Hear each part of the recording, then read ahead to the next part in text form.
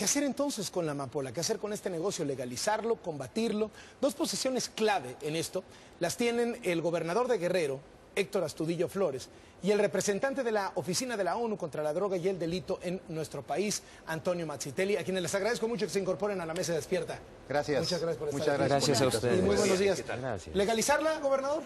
Sí, en la ruta medicinal, como lo hemos expresado, creo que es un tema que tenemos que ir investigando, sumando voluntades. La violencia que genera alrededor del cultivo, todo lo que es el trasiego, de los datos que además acabas de dar en relación al Estado de Guerrero, del cual soy gobernador, son muy delicados. Yo creo que hay que buscar otros caminos que permitan que exista menos tensión y menos conflicto y concretamente menos violencia. El Estado de Guerrero, pues como se sabe, tenemos que reconocerlo, es el primer productor en México de amapola y eso no es nada agradable, no es bueno. Creo que Guerrero compite con los alternativas. talibanes de Afganistán, ¿no? A nivel mundial como grandes productores de ¿Cuántos amapola. campesinos están cultivando? ¿Sabemos más o menos? Yo sé de las hectáreas, estamos hablando de más o menos entre 10,000 y 12,000 hectáreas. Las zonas están ubicadas perfectamente en Guerrero, en donde se siembra la amapola. No tengo un número exacto de decir cuántos campesinos, sí, pero sin duda están radicados en las zonas más pobres, precisamente de Guerrero, la sierra y la montaña. Y entonces esto hace pues, que Guerrero esté sometido, estas regiones, a acciones muy violentas que frecuentemente salen en los medios. Señor Mazzitelli, ¿cómo ve la ONU esto? No, la ONU fiscaliza la producción mundial de la amapola y consecuentemente de todos los productos derivados de la amapola.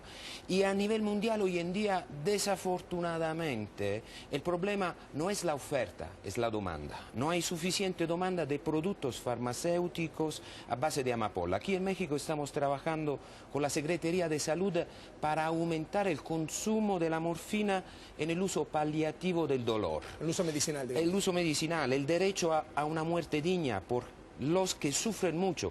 En México no se consuma suficientemente morfina y además los precios de la morfina a nivel mundial son muy bajos. Entonces, de verdad, no es un negocio rentable, pero mucho más. No es un negocio rentable salirse del narcotráfico para irse solo a los hospitales. Es allá digamos, en donde estoy totalmente de acuerdo con el señor gobernador. Hay que encontrar soluciones estructurales en Guerrero para salir del círculo vicioso de la violencia, de la falta de desarrollo, de la insuficiente presencia del Estado que obliga a los campesinos a trabajar el único producto que pueden vender en donde no hay mercados. En los países y que lo donde... hacen víctima de los grupos criminales.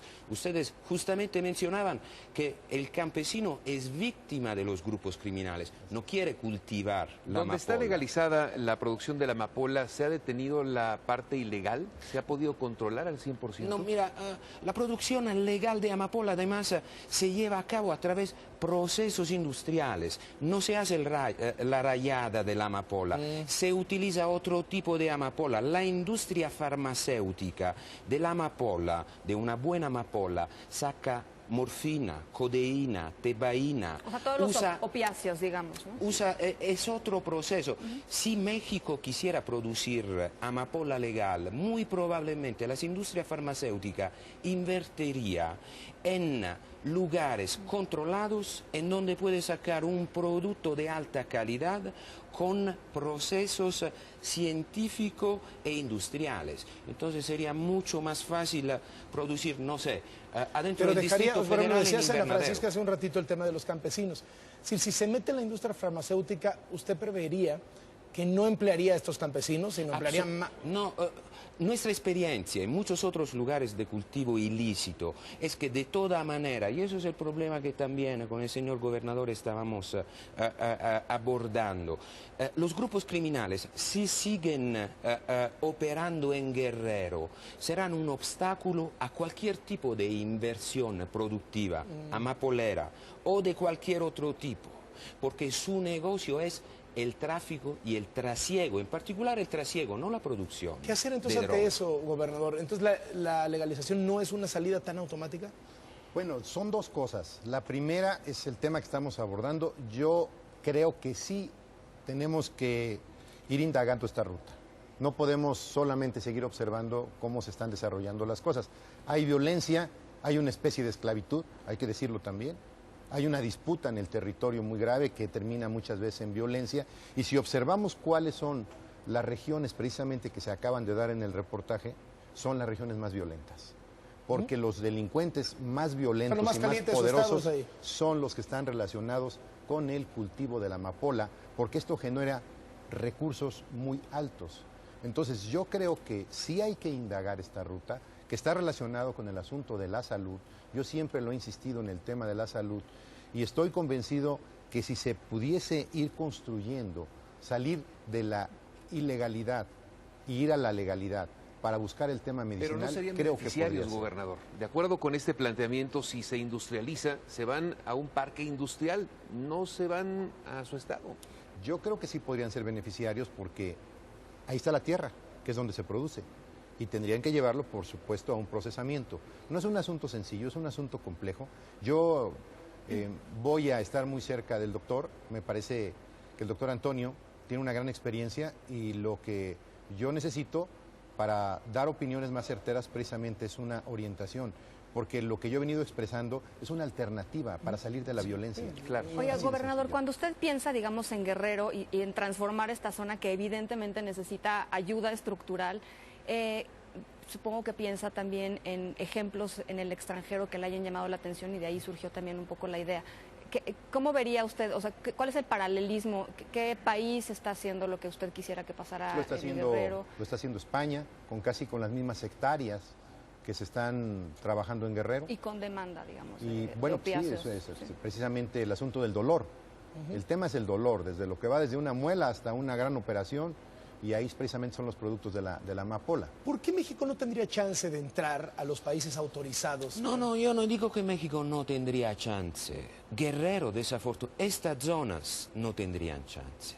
Porque no son zonas en donde, si usted es un empresario farmacéutico, invertiría en una planta de procesamiento de la amapola en una zona en donde desafortunadamente no hay carretera, no hay puestos de policías y opera el crimen organizado. Entonces, la respuesta es estructural. Y allá estoy totalmente de acuerdo con el señor gobernador, que está buscando una alternativa al círculo vicioso de la violencia. Es inversión, desarrollo en zonas que desafortunadamente han sido y siguen estando al margen de todo eso, en donde desafortunadamente es el crimen organizado que determina lo que es el derecho, impone los precios, obliga al campesino no solo a producir, sino a producir lo que dice. Y cuando llega otro grupo criminal, el campesino se vuelve víctima entre ellos.